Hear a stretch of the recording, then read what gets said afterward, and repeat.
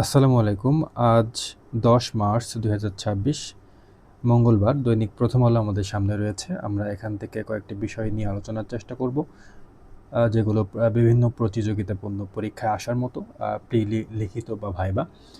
প্রথমে আসি হচ্ছে আন্তর্জাতিক অপরাধ ট্রাইব্যুনাল নিয়ে কিছু তথ্য আমরা জেনে নেওয়ার চেষ্টা করি। প্রথমত আপনার আন্তর্জাতিক অপরাধ ট্রাইব্যুনাল ১ এটি আপনার গঠিত হয় ২০১০ সালের ২৫ মার্চ।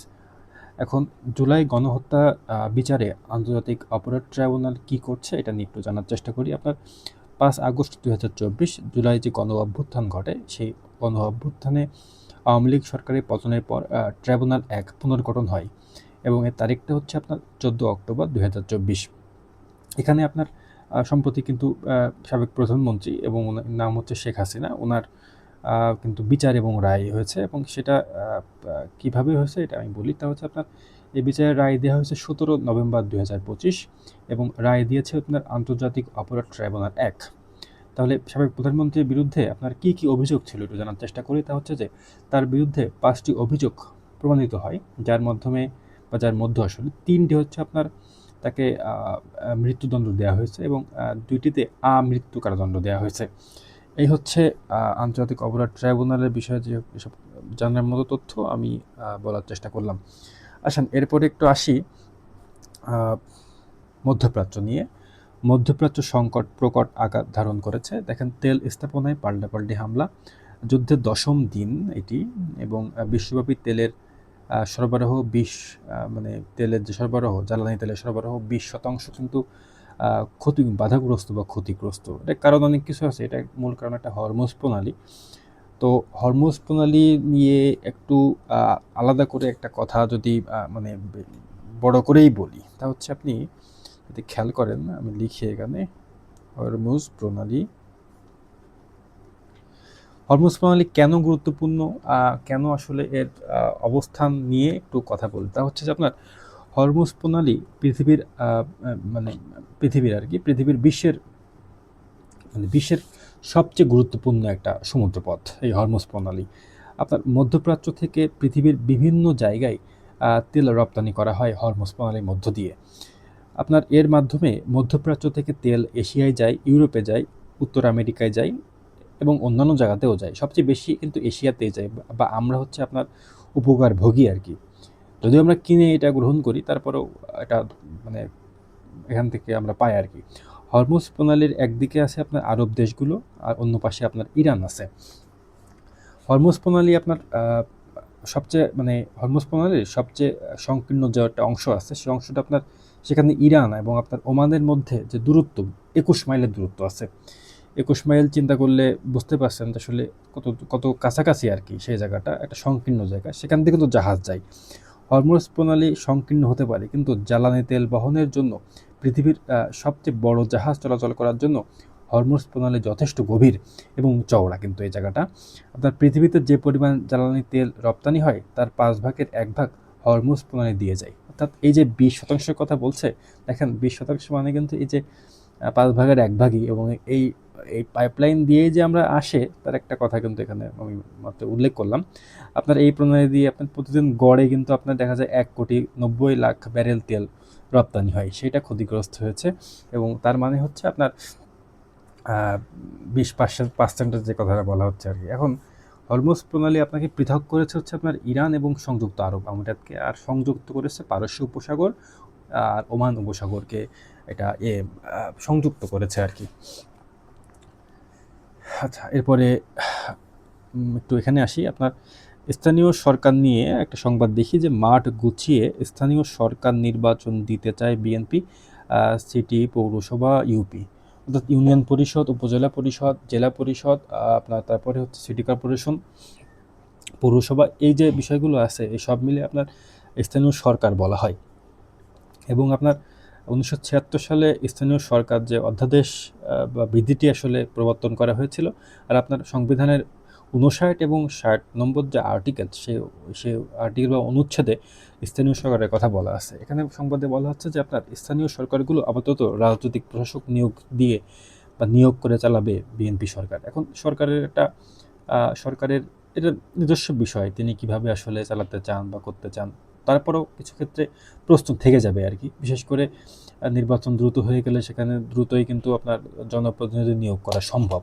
পাশাপাশি নিজস্ব লোক দিলে কি কোনো বায়াসনেস থাকে কিনা, বা বিরোধী পক্ষরাও কিন্তু এটা নিয়ে খুব একটা যে মানে মানে খুশি হবে তার কোনো কারণই নাই, বরং সেটা নিয়ে কিন্তু সমালোচনা করবে। তাই নির্বাচন দ্রুত হয়ে যাওয়াই ভালো হবে আর কি। দেখেন, আপনার 6 মাসের মধ্যে সিটি কর্পোরেশনগুলোতে নির্বাচন আয়োজনের সম্ভাবনা কম, এটা একটা প্রবলেম। তাহলে এতদিন ধরে কীভাবে চলবে? স্থানীয় সরকার নির্বাচন আয়োজন করা হলে তা শুরু হবে ইউপির মাধ্যমে, অর্থাৎ ইউনিয়ন পরিষদ থেকে শুরু হবে। যাই হোক, এবার আসি। আচ্ছা, তেল নিয়ে আর কিছু তথ্য এখানে দেওয়া আছে, আমরা একটু দেখি। বিশেষ করে আপনার মধ্যপ্রাচ্যে আপনার এই যে ইরানের যে যুক্তরাষ্ট্র ইসরায়েলের হামলাটা, সেটা আপনার 28 ফেব্রুয়ারি কিন্তু মধ্যরাত থেকে শুরু হয়েছিল, এটা এখানে উল্লেখ করা হয়েছে। আপনার গত 28 ফেব্রুয়ারি ইরানে যুক্তরাষ্ট্র ও ইসরায়েল হামলা চালালে মধ্যপ্রাচ্য জুড়ে যুদ্ধ শুরু হয়। এর প্রভাব 14টি দেশের উপর পড়েছে। এবার দেখেন, যুদ্ধের কারণে বিশ্বব্যাপী জ্বালানি তেলের সরবরাহ 20% বাধাগ্রস্ত হয়েছে বলে জানিয়েছে যুক্তরাষ্ট্র ভিত্তিক জ্বালানি পরামর্শক প্রতিষ্ঠান র্যাপিড অ্যান্ড এনার্জি গ্রুপ। তাদের তথ্যমতে এই হার 1956-57 সালে ধর্মসংকটের সময়ের চেয়েও প্রায় দ্বিগুণ। দেখেন, আপনার যুদ্ধ বন্ধে মধ্যস্থতা করছে কিন্তু চীন। আপনার চলমান যুদ্ধ বন্ধে মধ্যস্থতার লক্ষ্যে সৌদি আরব সফর করেছেন চীনের মধ্যপ্রাচ্য বিষয়ক বিশেষ দূত ঝাই জুন। এটা কি কতটা কাজে লাগবে? বিশেষ করে দেখেন, এই ইরানে হামলার আগে কিন্তু আপনার ওমান যুক্তরাষ্ট্রের সাথে মধ্যস্থতা করার চেষ্টা করছিল।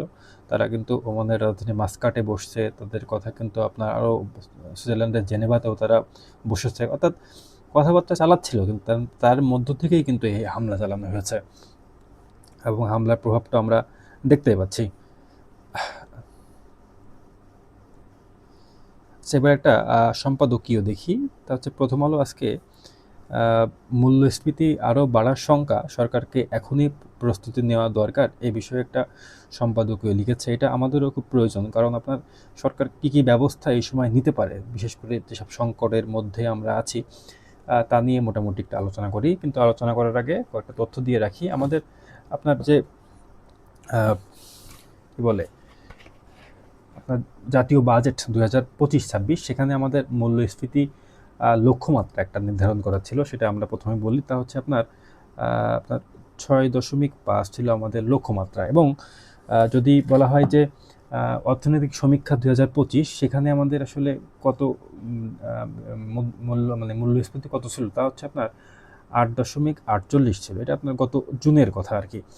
এখন এটা 9 পার হয়ে গেছে, কিন্তু সেই জন্য সরকারকে ব্যবস্থা নেওয়ার কথা বলা হচ্ছে আর কি। দেখেন, দেশে মূল্যস্ফীতি যে আবারও ঊর্ধ্বমুখী হচ্ছে, টিসিবি সাশ্রয়ী মূল্যের পণ্য কিনতে ট্রাকের পেছনে নিম্ন ও মধ্য আয়ের মানুষের দীর্ঘ লাইনই তা বলে দিচ্ছে।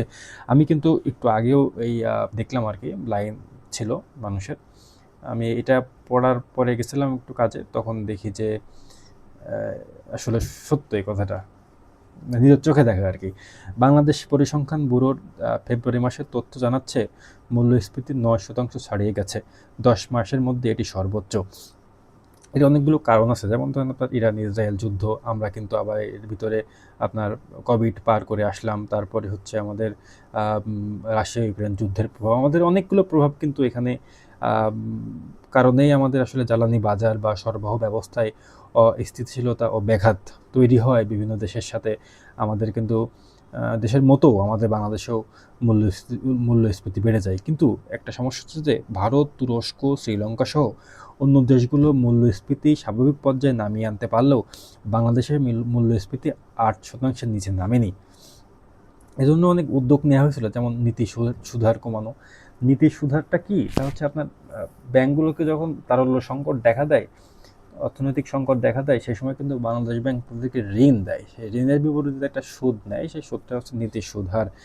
এরপর দেখেন, আপনি নিত্যপণ্যে ব্যবহার কমানোর মতো অস্ত্র ব্যবহার করেও মূল্যস্ফীতি সহনীয় পর্যায়ে আনতে না পারার এক বড় কারণ, এই সমস্যাকে সামগ্রিক দৃষ্টিকোণ থেকে দেখা হয়নি এবং সময় মতো পদক্ষেপ নেওয়া হয়নি, এটাই মূল কারণ। এখন এটা নিয়ে আপনার নীরব ঘাতক বলা হয় কিন্তু আপনার মূল্যস্ফীতিকে অর্থনীতির ভাষায়। কেননা মূল্যস্ফীতির তুলনায় মজুরি না বাড়লে প্রকৃত আয় কমে যায়। ধরেন আমার মজুরি 100 টাকা, কিন্তু আমার গত বছর যখন আমি 100 টাকা দিয়ে যা কিনতে পারলাম, এবার কিন্তু সেটা কিনতে পারতেছি না। তাহলে আমার প্রকৃত আয় না বাড়লে তো আমার মূল্যস্ফীতি সেটা বোঝাচ্ছে আর কি, এবং আমি তো আমার বেসিক নিডস পূরণ করতে পারতেছি না। ক্রমাগত মূল্যস্ফীতি থাকলে শুধু নিম্ন আয়ের মানুষ না, মধ্যবিত্তদেরও জীবনযাপনে সংকট তৈরি হয়। শিক্ষা, ঔষধ সহ প্রয়োজনীয় খাতে খরচ কাটছাঁট করে কায়দা করে জীবনযাপন করতে হয়। দেশে দারিদ্র্যের হার বাড়ার উল্টো চিত্র নিশ্চিত করে, দেশে দারিদ্র্যের হার বাড়ার উল্টো চিত্র নিশ্চিত করেই উচ্চ মূল্যস্ফীতির একটা প্রতিফলন। দেখেন কি করা যেতে পারে সেটা নিয়ে যদি এখানে বলা হয়, তা হচ্ছে আপনার মধ্যপ্রাচ্যে আপনার যুদ্ধের অভিঘাতে নতুন মূল্যস্ফীতির ঢেউ আছড়ে পড়ার আগেই পরিস্থিতি মোকাবেলায় সরকারের প্রস্তুতি নেওয়া প্রয়োজন। সরকার এরই মধ্যে জ্বালানি তেল, গ্যাস ও বিদ্যুৎ সরবরাহে ব্যবহার, সাশ্রয় ও সঞ্চয়ের প্রতি মানে নীতি নিয়েছে আর কি। অর্থাৎ কম ব্যবহার করতে হবে, বা আমরা দেখতে পাচ্ছি যে মন্ত্রণালয়গুলোতেও বা সচিবালয়েও কিন্তু এক প্রকার কৃচ্ছ্রতা সাধন করা হচ্ছে আর কি।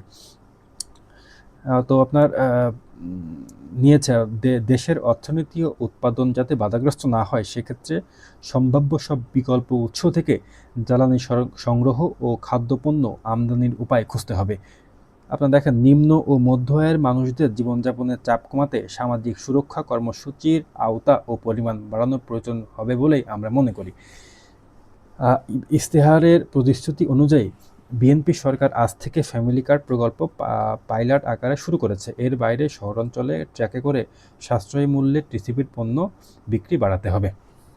এই মোটামুটি আপনার বিভিন্ন কথা বলা আছে আর কি, যে কোন কোন জায়গায় প্রস্তুতি সরকার নেওয়া প্রয়োজন, যাতে করে আসলে এই যে মূল্যস্ফীতির যে চাপটা মানুষের মানে ভোগান্তি কমে যায় এবং সরকার উদ্যোগ গ্রহণ করে। যাই হোক, এবার আসি হচ্ছে আপনার ব্রিটেন নিয়ে কিছু তথ্য আমরা জানার চেষ্টা করি। এবং এখানে ব্রিটেনকে বুঝতে হবে তারও শত্রু এখন ট্রাম্প। এই বিষয়ে কি বলা আছে আমরা এটা আজকের মতো জানতে চাই আর কি। দেখেন, এই কলমটা মোটামুটি একটা সামারি করার আগে আমি কয়েকটা কথা বলি। তা হচ্ছে আপনার যুক্তরাজ্য বা ব্রিটেন যে কথাগুলো এখানে বলা হচ্ছে, আমরা একটু ভাঙার চেষ্টা করব। অর্থাৎ ব্রিটেনকে বুঝতে হবে তারও শত্রু এখন ট্রাম্প। আগে আমরা ব্রিটেনকে একটু বোঝার চেষ্টা করি। দেখেন, ইংল্যান্ড আপনার একটা স্বাধীন দেশ। আপনার এর অধীনে ওয়েলস আছে, এর অধীনে আপনার স্কটল্যান্ড আছে। এই দুইটা দেশ কিন্তু আপনার স্বায়ত্তশাসিত। আর আপনার উত্তর আয়ারল্যান্ড হচ্ছে আপনার, এটাও স্বায়ত্তশাসিত। অর্থাৎ ওয়েলস আর স্কটল্যান্ড এটা স্বায়ত্তশাসিত আপনার কান্ট্রি। আর আপনার উত্তর আয়ারল্যান্ড, হ্যাঁ, অর্থাৎ নর্থ যে আয়ারল্যান্ড, এই আপনার আয়ারল্যান্ড হচ্ছে আপনার স্বায়ত্তশাসিত। এটাও স্বায়ত্তশাসিত, তবে এটা আপনার প্রদেশ। তো প্রদেশ এখন এই যে চারটিকে, অর্থাৎ যুক্তরাজ্য, ওয়েলস, স্কটল্যান্ড আর আপনার উত্তর আয়ারল্যান্ড, এই চারটিকে একত্রে আপনার রাজ্য বলা হয়। মানে ইংল্যান্ড, আপনার ওয়েলস, স্কটল্যান্ড আর হচ্ছে উত্তর আয়ারল্যান্ড, এই চারটাকে যুক্তরাজ্য বলা হয়। এখন যদি একটা অমিট রাখা হয় বা অপ্রকাশিত রাখা হয় বা বাদ রাখা হয়, তাহলে উত্তর আয়ারল্যান্ডকে যদি বাদ রাখা হয়, তাহলে আপনার সেটা হয়ে যাবে গ্রেট ব্রিটেন। এবং সেই ব্রিটেনের কথা এখানে বলা হচ্ছে আর কি। দেখেন কি বলা হলো, এখানে দেখার চেষ্টা করি। তা হচ্ছে যে আপনার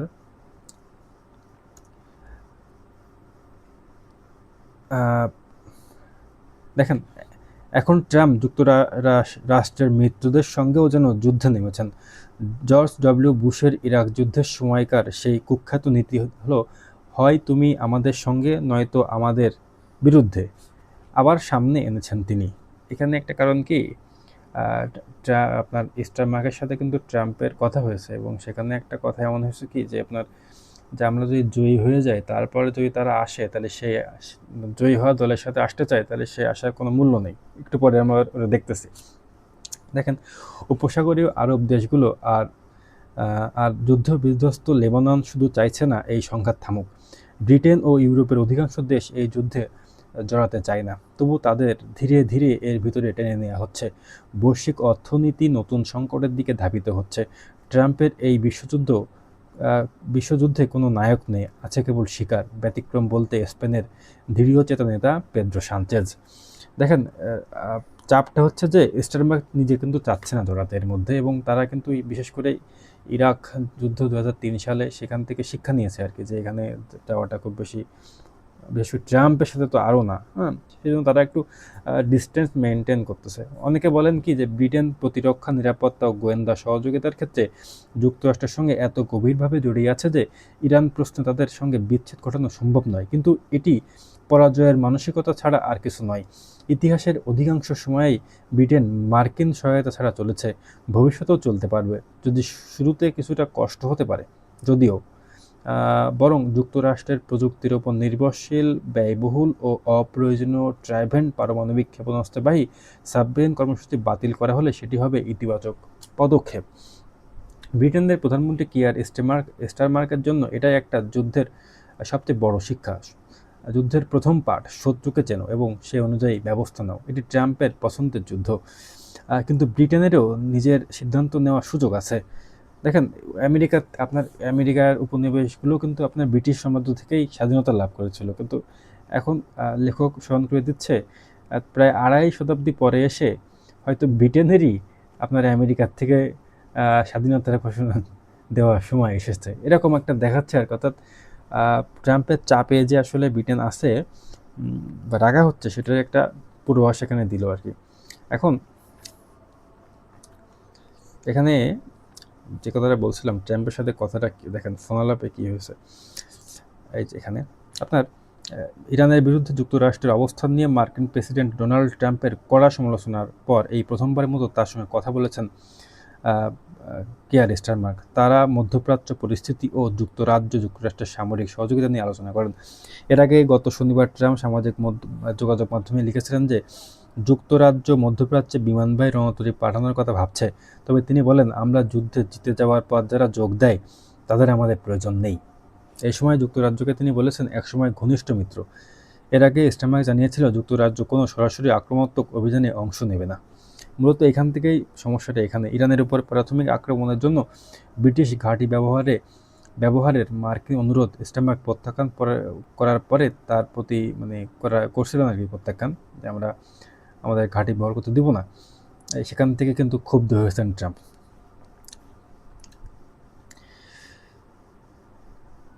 তো এখন এইটুকুই। আচ্ছা, একটা জিনিস দেখি, তা হচ্ছে আপনার ইরানের সীমান্ত খোলা।